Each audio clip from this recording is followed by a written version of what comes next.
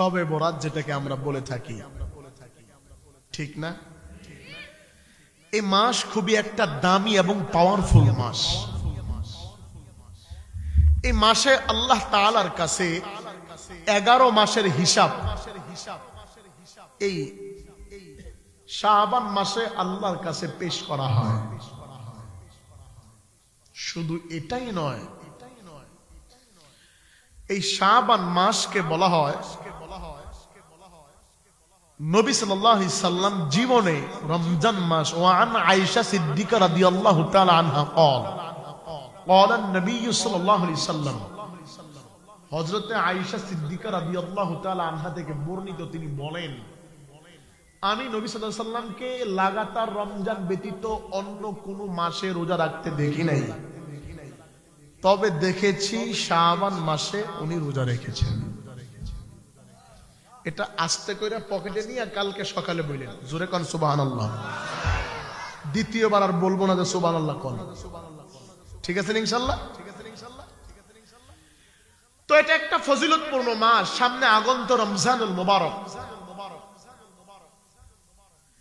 এই মাসের ভিতরে এমন একটা রাত রয়েছে যেই রাত ব্যাপারে অধিকাংশ উলামায়ে কেরাম বলেন এ রাতে আল্লাহ তাআলা বান্দার সমস্ত জীবনের গুনাহ আল্লাহ তাআলা মাফ করে দেন। দুই শ্রেণীর ব্যক্তি ব্যতীত। কয় শ্রেণী? এক মুশরিক, দুই হিংসু। এক কি?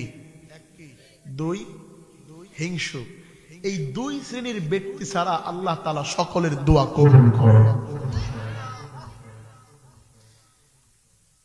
ওই রাতকে বলা হয় শবে বরাত। সব এটা হলো ফারসি শব্দ যার অর্থ হলো রাত। বরাত এটা আরবি শব্দ যার অর্থ হলো কর্তন করা, কেটে ফেলা।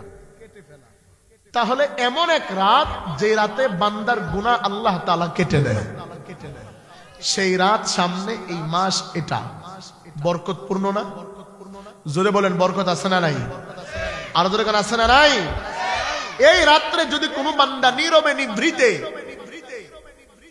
আল্লাহ তাআলার কাছে নফল ইবাদত করে বলে, মাওলা জীবনের গুনাহ ক্ষমা করেন, সেদিন আল্লাহ তাআলা সপ্তম আসমান ভেদ করে প্রথম আসমানে এসে বান্দার কালগুজারি শোনেন এবং বান্দার জীবনের গুনাহ মাফ করে দেন। সামনে আসতেছে। এজন্য সামথিং 2-4 মিনিট এই মাসের উপরে কথা বলে আমি আলোচনায় যাচ্ছি, মনোযোগ দেন।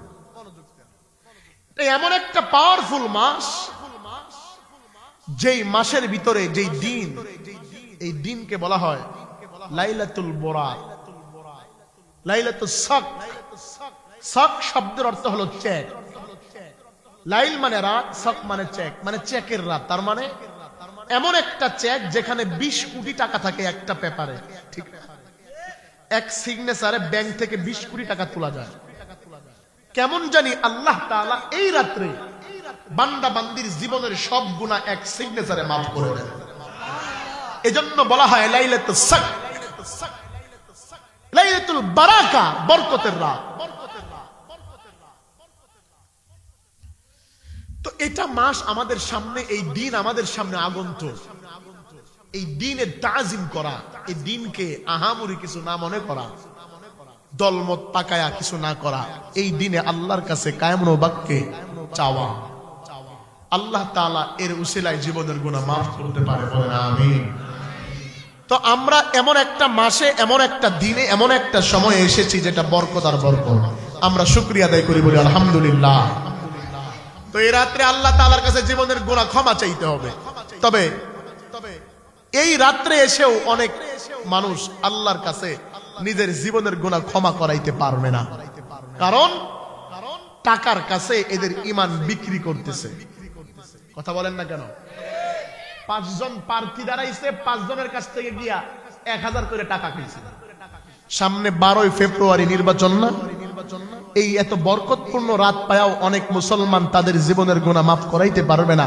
গুনাহ থাকবে আমলে। কারণ হলো একটা, তারা আল্লাহ তাআলার বিধিবিধানকে তাওয়াক্কুল না করে, ওদিকে খেয়াল না করে নিজের ঈমান টাকার কাছে বিক্রি করে প্রার্থীর কাছে ভোটের বিনিময় টাকা নেয়। আছে না নাই? আরো জোরে কোন আছে না নাই? শুনে রাখেন মুসলমান, বলে শুধু এটাই বলে না যে আমার বাড়ির 100 লোক আমার কথায় উঠে আর বসে, আমার 1 লাখ দেন, বলে কি বলে না? এখানে কিন্তু ঈমান নষ্ট হচ্ছে, মনোযোগ দিবেন। যে আমার কথায় 100 লোক উঠে আর বসে, আরে বাটপার, তোর কথাই তো তোর বাড়ির বউই উঠে বসে না। কথা কন্যা ঠিক না? ঠিক আছে না নাই? সাবধান, মুসলমান কোনদিন নিজের ঈমান টাকার কাছে বিক্রি করতে পারে না। আপনি ভোট কাকে দিবেন? যাকে আপনার মনে চায়, যোগ্যশীল মনে হয়, যার মাধ্যমে দেশের কোনো খারাপ হবে না, যে ইমামতি করতে পারবে, যার মাধ্যমে দেশ ও জাতি এবং সমাজ নিরাপদ থাকবে, তাকে বুঝে শুনে আপনি দিবেন। আপনি তার কাছে চায় না খাবেনও না, একটা চায়ের কাপেও চুমুক দিবেন না। আল্লাহ তাআলা আপনার ঈমান হেফাজত করবে। অন্যথায় সে যদি গম চুরি করে, আপনার আমরনামায় গম চুরের মামলা দায়ের হবে। রাজি আছেন সবাই? আছেন তো সবাই ইনশাআল্লাহ? আল্লাহ তাআলা আমাদেরকে এই মাসে ঈমান আমলকে হেফাজত করে আল্লাহ তাআলার কাছে জীবনের গুনাহ ক্ষমা করার তৌফিক দান করুন। বলেন আমিন। আরো জোরে বলেন আমিন।